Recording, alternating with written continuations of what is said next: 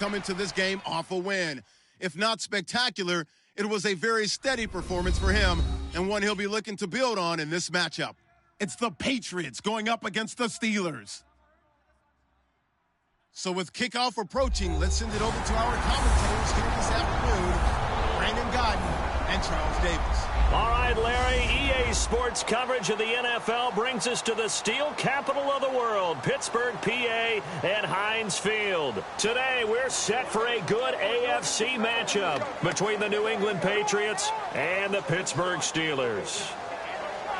With Charles Davis, I'm Brandon Gaudin. Charles, we look at this Steeler ball club entering play. They were winners last time out, so they'll be looking, Charles, to make it 2 in a row. And what I enjoyed when I watched their game tape and their victory last week is they put it together in every phase. Good offense, good...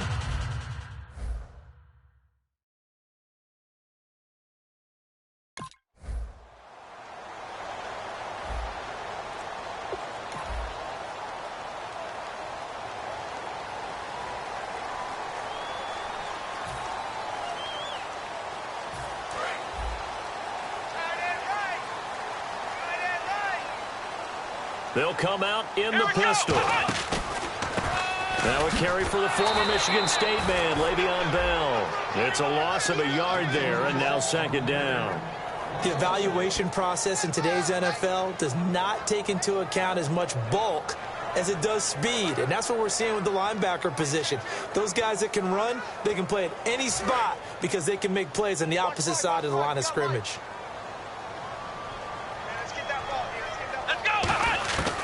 From the shotgun, he'll look to throw. Sammy Coates has it complete. That one goes for 13 yards, and it moves the sticks.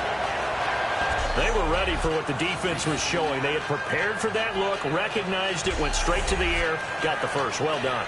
Love the recognition because you can prepare for everything. You can watch the tape and put together your game plan, but you still have to understand what they're doing in terms of what they're showing and be able to adjust accordingly, and they did exactly that. Now a first down carry by Bell. And hard running's going to get him over the 40 to the 42. Call it a gain of 4 on first, and that'll make it second down. I go all the way back to college with Le'Veon Bell. One of the better body transformations I've seen, from a big, thick power back to the guy we see now who can do everything. And 2 years ago, of course, last year the injury, but 2 years ago over 1,300 yards. I think they think he can top. And he fires one that's intercepted. Picked off by Eric Rowe. And they'll start out with great field position at the 47-yard line in enemy territory. Well, this is one of the downsides of being a rookie quarterback. You know you're going to get called out about everything you do that goes wrong. Here, maybe he's a little uncertain about where to go with the football, and at this...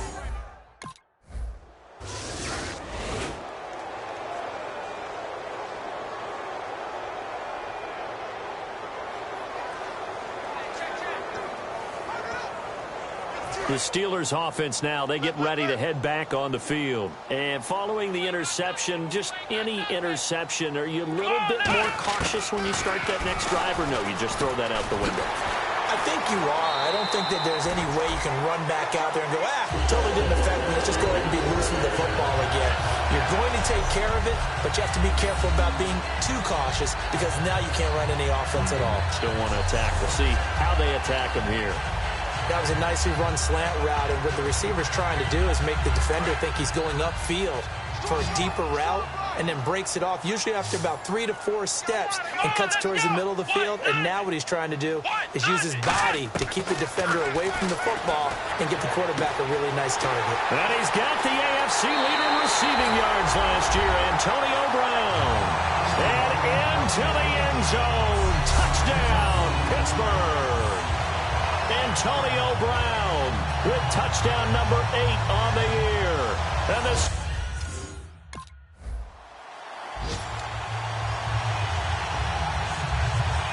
And Pittsburgh getting set to take the field. And they will simply, Charles, be looking to duplicate what they did last drive when they were able to push it in for 6. And they hope it'll be that easy, right? To be able to take exactly what happened before, replicate it. They may have to make a few additional changes along the way because I'm sure the defense will make some adjustments, but they've got to have great confidence having scored the last time out. I know we just saw a nice throw and catch, but how about the big guys up front buying that time? Yeah, that's exactly what they did. They created time and allowed the space to happen, and it turned into a really nice play. Let's go! What? None! What? None! Let's go, A give to Bell. And he's going to fight his way forward here for a modest gain. He'll get a nice chunk there on the first down run, and it's 2nd and 4. Some runs are blocked so well, you almost forget that someone has to carry the ball to gain the yardage. The leverage by the offensive line to create space up front, really well done. Back to throw. Oh, he's got him in wide open, complete. And he'll go out of bounds down inside the 15-yard line. In recent years, the slot receivers really gained stature in the NFL because they can do so many things. Yes, they can line up wide like your normal wide receiver, but to have that kind of courage and toughness to run routes in the middle of the field and become dependable targets for their quarterbacks and move the sticks, those guys are worth their weight in gold. And he'll get this one down to about the 10-yard line. 3 yards on the pickup there, and it'll be 2nd down. Well, so many times we look at a short run and we praise the offense for trying to set the tempo and establish things, but the defensive guys, hey, they just won the battle there. It wasn't a big run given up. They don't always have to absorb the body blows. Sometimes they dish them out themselves. Again, it's Bell. And they go the wrong way on this one. Losing yardage back at the 12. He lost 2 there, and it's 3rd down. Sometimes play calls boil down to philosophy. You know you're facing one of the top 10 units against the run in the NFL. So do you decide to keep smashing against them, or do you decide to throw the ball here? Back to throw here. Oh, it's a touchdown if he holds on. Instead, it's 4th down. After all the preparation, all the practice, a play like that will absolutely break your heart. They had everything they wanted, just unable to complete it. In the end zone, a big-time drop.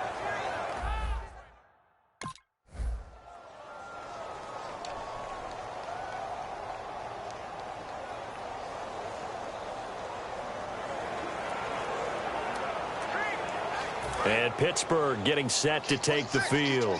And they had 3 points last time, but they didn't want 3 points because they were well within range of scoring a touchdown. We'll see if they can do better now. I'm with you on that one. Let's just go ahead and be frank about the whole thing. The only one happy about the 3-point? The kicker. Exactly. He put it through the post. That's going to help him in contract time. But that offense, they're thinking, let's get in the end zone this time. I don't know if that helped him in contract time. You could have kicked that one through. I don't know about that. Toe bash. I don't know about toe that. Bashed it. Super toe. 2 minutes to play in a tightly contested first half. Back to Heinz Field after this.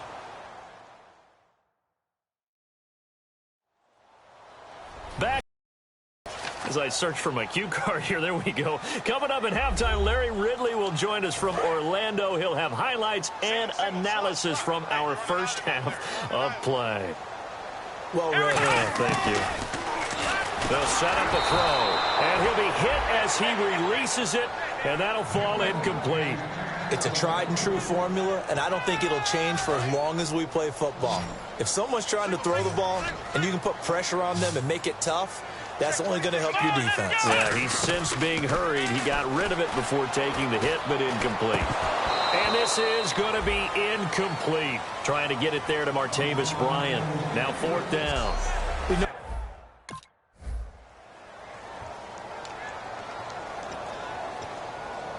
Pittsburgh's offense now heading back out onto the field. And a tight game after punting last time. See if they can get something going on this drive. As they head to the field now. Into a double team, and it's intercepted. A great read, and it's picked off. And they are going to take over right there at the 22-yard line. And he may want to track down that football because that's interception number 1 on his career. The Steelers offense now, they head back onto the field. And what do you think goes on here in this situation? If you got the football, you're trailing, you're back in your own territory with just a little time. Do you try something? You're thinking about jump-starting your team, right? You just mentioned they're down. They're trying to get back into the game. But you got to figure if something goes wrong, you may have put yourself in a spot where you may not be able to come back in the second half. Managing risk, this is a big decision here. And on 2nd and 10 now. One receiver left, 3 to the right. And 2nd and 10, he'll look to throw again. And for the 3rd time here in this half, it's intercepted. A great read, and it's picked off. And that's not...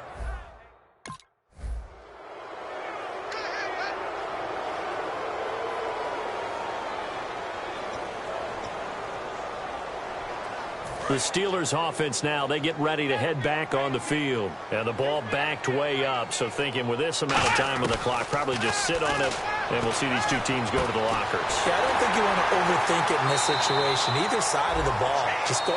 Now hold everything here. We're going to get a timeout by the offense. So that means they're down to 1 remaining here as we head toward halftime.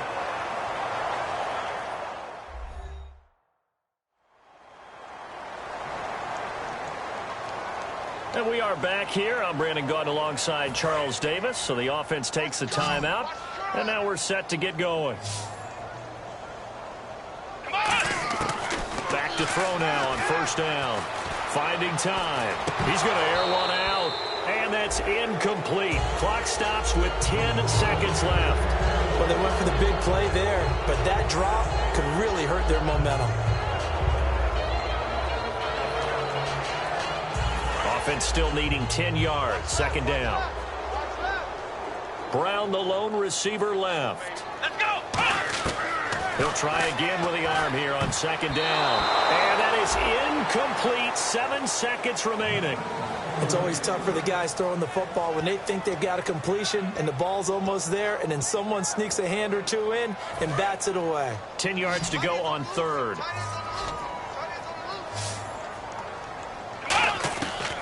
They'll look to throw again. And he dropped it. Now it was tipped. Altered the ball a little bit, but he dropped it. And now 4th down.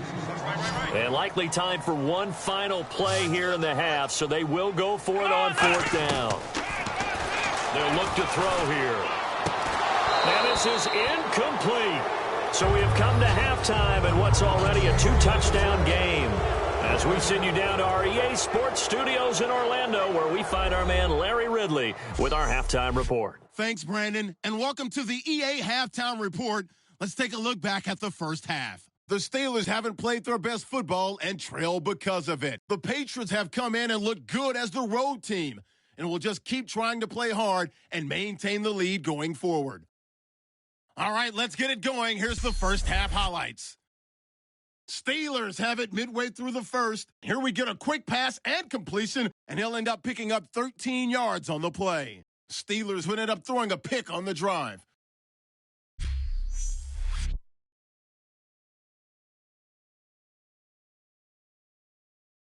Now following the interception, in traffic, Antonio Brown will make the catch. And he'll take this all the way for the touchdown. We're tied back up at 7.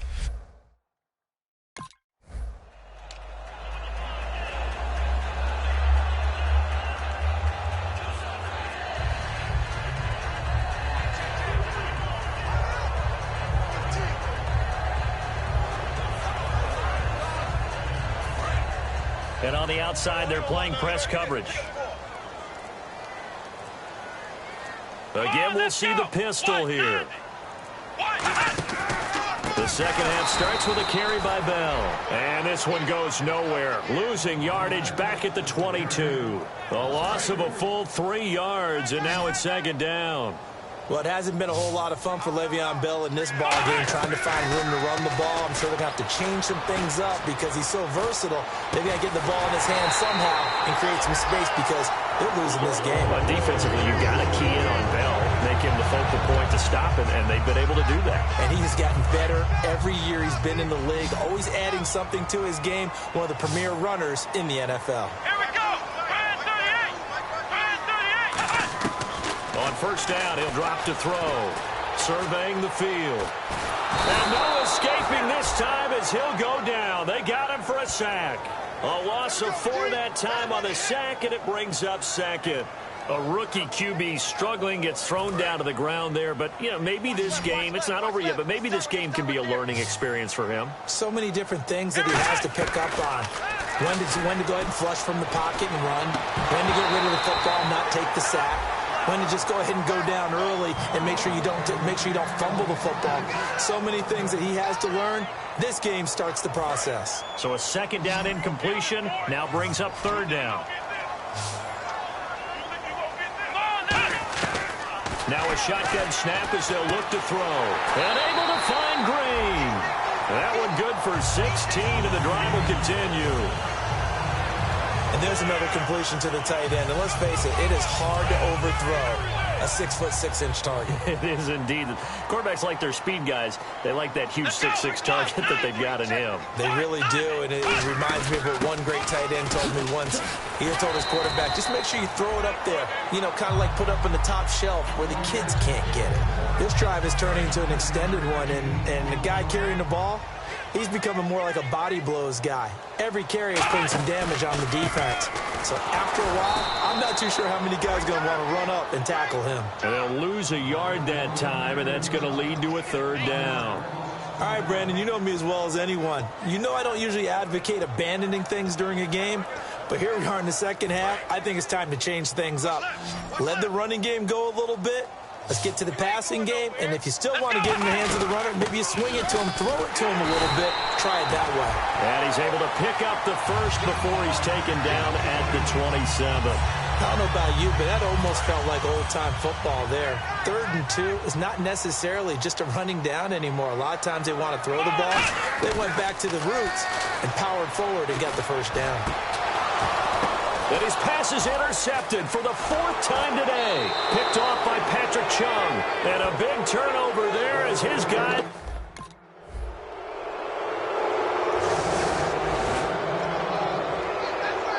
Now the Steelers offense gets ready to get back onto the field. Looked like they had something going last drive. Then the interception happened. Will they recover? The memory they need to keep with them is that they did have something going. They were moving the ball on offense, had a nice sequence going. Don't worry about the other part. You can't get that back. Let's go back to what you were doing well before. I thought you were going to say they need to have no memory, but remember the good part, forget the bad. I like that even better. Some think the teams really won't throw a slant route unless you have a receiver that has a lot of stature to him. But sometimes the little guys, they get lost in there. People can't really locate them, and they run that quick cut on the slant, and oftentimes they can turn it into big plays. It looked like they had something there, but I think that he was thinking about running with the football before he actually hauled it in, and that led to a big drop. Another pistol look here. Back to throw now on 2nd and 10. And he goes down. It's a Patriots sack. It'll go as a loss of about 6, and now it brings up 3rd. Partner, I know that ball security is preached like crazy, but every now and then you've got to know when to get rid of the football and save a little bit of yardage if you're a quarterback. Because now if you're the offensive coordinator, what does it do if it was 3rd and 10 versus 3rd and much longer as it is now? Yeah, it changes everything in terms of play calling and the pressure you might expect to face on the very next down. Had to throw the ball away and save the yardage. He didn't get it done. It'll be a pickup of 14, but they're still a little bit short as it brings up 4th. So much about offense is what you call hidden yardage. You know, you throw the ball to someone, they catch it, and then they can make a big play. You know, they create a play, run after catch. They did a really nice job there of limiting that and keeping him from a first down. Yeah, stopped him in his tracks. And it is incomplete. Boy, it looked like he had it and dropped it.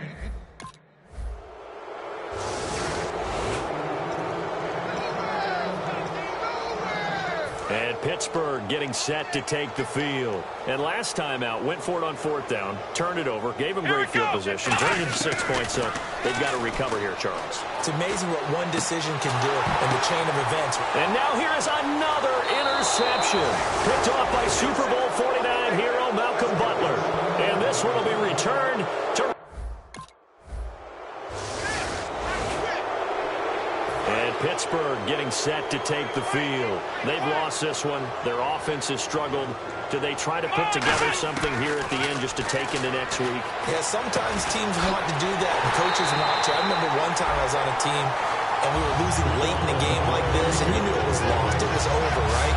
And the coach called a running play and pretty much said to everyone, I want to see something executed well before we get out of here.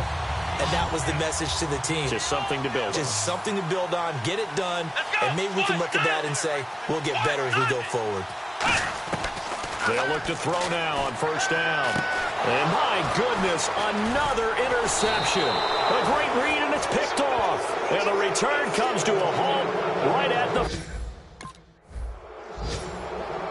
Well, Charles, the forecast called for rain throughout the entire game, and we got rain throughout the entire game. But these two teams, they had fun getting dirty out there. They love the slop.